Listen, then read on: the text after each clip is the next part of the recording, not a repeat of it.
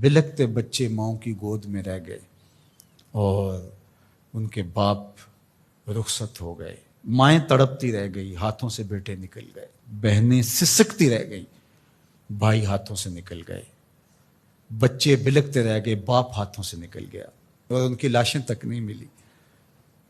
ان مجبوروں، ان بے بسوں، ان لاچاروں کے ساتھ کیا ہم عملی طور پہ کھڑے نہیں ہوں گے؟ یا صرف ہم ایک پوسٹ کر کے سمجھیں گے کہ اپنا حق ادا کر دیا، یا صرف اظہار تعصف کر کے، یا صرف ان کے لیے دعا کر کے ہم سمجھ لیں گے کہ کافی ہو گیا؟ یا ہمیں عملی طور پہ ان کے لیے مقدور بر کھڑا ہونا پڑے گا؟ ہمارا دین تو ہمیں یہی سکھاتا ہے۔ تو ان بلکتے ہوئے لاچار اور مجبور لوگوں کی مدد کے لیے جب ہم ان کے ساتھ عملاً کھڑے ہوں گے، ہم ان کی ضرورت کو پورا کرنے کے لیے اپنے وسائل کے ساتھ کھڑے ہوں گے، تو عرش کا رب کتنی کرم نوازی ہمارے اوپر فرمائے گا۔ اس لیے میں آپ سے کہوں گا کہ مختلف محلوں میں مختلف مساجد کی انجمنیں باقاعدہ فنڈ کر کے، باقاعدہ وہاں جا کر کے ان لوگوں کی مدد کریں، عملی مدد کریں، اور اس میں دیر نہ کریں۔ وقت بڑی تیزی کے ساتھ گزر رہا ہے، ان کا ایک ایک لمحہ بڑا قیمتی ہے۔ ایک وقت کا کھانا کھایا ہے تو دوسرے وقت کا کھانا نہیں ہے۔ کھلے آسمان تلے پڑے، وہاں خیموں کی ضرورت ہے، وہاں ادویات کی ضرورت ہے، وہاں پکے ہوئے کھانے کی ضرورت ہے۔ تو ہر بندہ جس کو اللہ نے توفیق دی ہے وہ ان کی فوری مدد کے لیے بھی پہنچے، اور ان لوگوں کی ضرورت جو اس سیلاب کے ریلوں کے گزر جانے کے بعد ہے، بعد میں بیٹھ نہ جائے، بعد میں بھی ان کے مدد کے لیے کوئی ایک مکان تعمیر کر رہا ہے، کوئی 2 مکان تعمیر کر رہا ہے، کوئی 10 مکان تعمیر کر رہا ہے۔ میں یہ کہہ رہا ہوں کہ ہر مسجد کے نمازی مل کے ایک ایک مکان اپنے ذمے لے لیں تو پاکستان کے اندر جو لاکھوں مساجد ہیں تو لاکھوں مکان ان کے بن جائیں گے۔ صرف مسجدوں کے نمازی مل کے، پورا محلہ 200 500 300 گھروں کا ایک محلہ ہوتا ہے، تو صرف وہ ایک ایک مکان اپنے ذمے لے لیں۔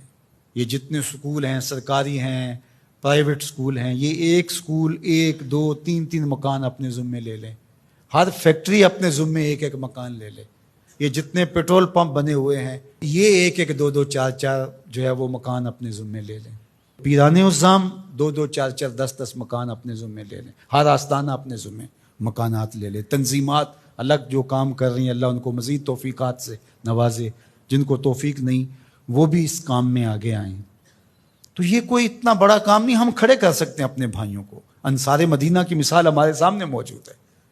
یہ جو قافلے آئے تھے مکہ المکرمہ سے تو سب کو چھوڑ کے آگے تھے، حضور نے ایک کو ایک کا بھائی بنا دیا، مواقات مدینہ اسے کہتے ہیں۔ تو انہوں نے آدھا آدھا سامان، اپنے باغ، اپنی ساری چیزیں آدھی آدھی ان کے سپرد کر دی کہ آپ ہمارے بھائی ہیں۔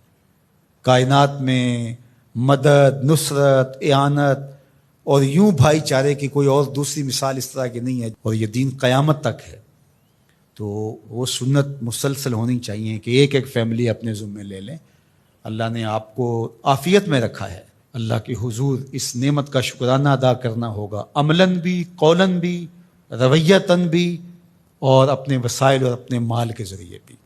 سیاسی لوگ بھی 2 4 ہفتے کے لیے اپنی ساری باہمی مخاصمتیں یہ معطل کر دیں اور ان اپنے بھائیوں کے ساتھ کھڑے ہو جائیں جا کے، اور حکومت وقت بھی ترجیحاً ان کو دیکھے۔ یہ باہر کے دورے آگے پیچھے یہ جو کچھ ہو رہا ہے، یہ وقت نہیں ہے کچھ کہنے کا، ورنہ وہ کیا کسی نے کہا تھا کہ تمہارے بچے ہمارے ٹیکسوں سے پل رہے ہیں، ہمارے بچوں کو زرد سیلاب کھا گیا،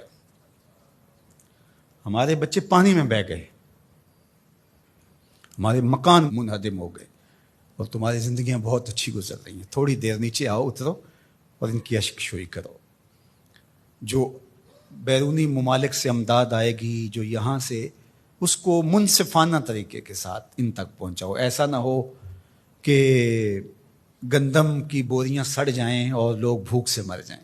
انہوں نے قیامت کے دن گریبان پکڑنا ہے۔ وہ بچے جن کی لاشیں پھول گئی ہیں ان پانیوں کے اندر، وہ نیم برہنہ بچے، کیا وہ قیامت کے دن گریبان نہیں پکڑیں گے؟